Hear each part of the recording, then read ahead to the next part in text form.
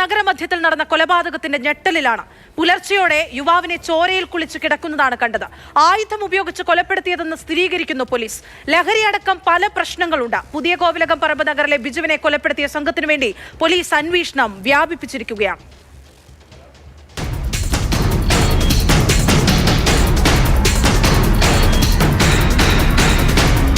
നഗരഹൃദയത്തിൽ ഇന്ന് പുലർച്ചെ 3 മണിയോടുകൂടിയാണ് ഈ കൊലപാതകം നടക്കുന്നത്. കൊല്ലപ്പെട്ട ബിജുവിന്റെ വീട് പാളയം പച്ചക്കറി മാർക്കറ്റിന് തൊട്ട് പുറകുവശത്തായാണ്.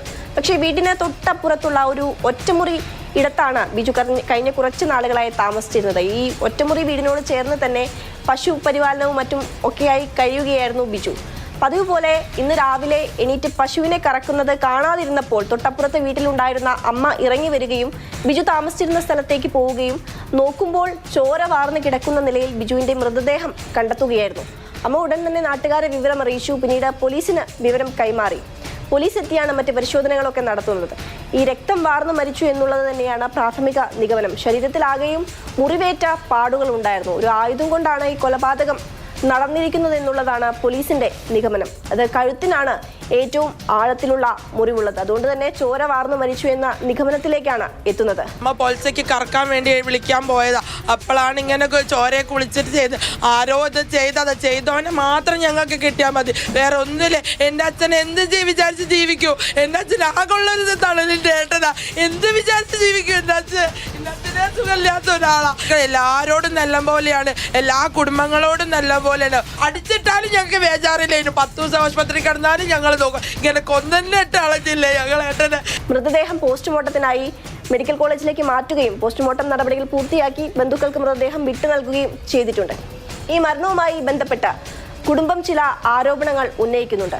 ബിജുവിന്റെ വീടിനോട് ചേർന്ന് തന്നെ ഒരു ആളൊഴിഞ്ഞ പറമ്പുണ്ട്. ഈ പറമ്പ് കേന്ദ്രീകരിച്ച് ചില ലഹരി മാഫിയ സംഘം പ്രവർത്തിക്കുന്നുണ്ട്. ഇവരെക്കുറിച്ചുള്ള ചില വിവരങ്ങൾ ഓപ്പറേഷൻ തൂഫാന്റെ ഭാഗമായി ബിജു പോലീസിന് കൈമാറിയിരുന്നു. ഇതിലെ വൈരാഗ്യമാണ് ഈ കൊലപാതക കാരണമെന്നുള്ളതാണ് ബിജുവിന്റെ കുടുംബം ആരോപിക്കുന്നത്.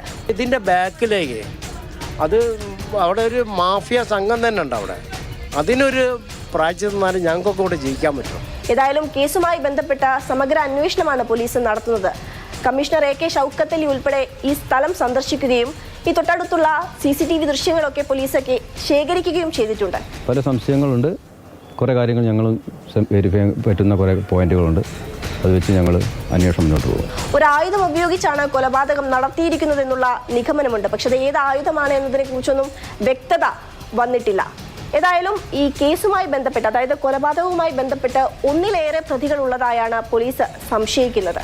നേരത്തെ തന്നെ ലഹരി സംഘങ്ങളുമായി 1-2 തവണ അവരെ ചോദ്യം ചെയ്യുകയും, അതായത് അസമയത്ത് ഈ വീടിന് മുന്നിലൂടെയൊക്കെ നടന്നു പോകുന്ന ആളുകളെ ബിജു ചോദ്യം ചെയ്യുകയും ഒക്കെ ചെയ്തിട്ടുണ്ട്. അപ്പോൾ അവരുമായി ബന്ധപ്പെട്ട് എന്തെങ്കിലും തർക്കമാണോ കൊലപാതകത്തിലേക്ക് നയിച്ചത് എന്നതുൾപ്പെടെയുള്ള കാര്യങ്ങൾ പോലീസ് അന്വേഷിക്കുന്നുണ്ട്. ഏതായാലും കുടുംബം ആരോപിക്കുന്നത് പോലെ ഈ ലഹരി മാഫിയയുമായി ബന്ധപ്പെട്ട്, അതായത് ഓപ്പറേഷൻ തൂഫാന്റെ ഭാഗമായി നൽകിയ വിവരങ്ങൾ പ്രകാരമാണ് ഇത്തരത്തിലൊരു കൊലപാതകം നടന്നിട്ടുള്ളത് എങ്കിൽ ഇതിനോടകം തന്നെ ഒരുപാട് തൂഫാൻ വാരിയേഴ്സ് ഉണ്ട്. അവരെല്ലാം നിർണായകമായ വിവരങ്ങൾ പല പോലീസിനും കൈമാറിയിട്ടുണ്ട്. അപ്പോൾ അവരുടെ എല്ലാം സുരക്ഷ വർദ്ധിപ്പിക്കേണ്ടതുണ്ട്.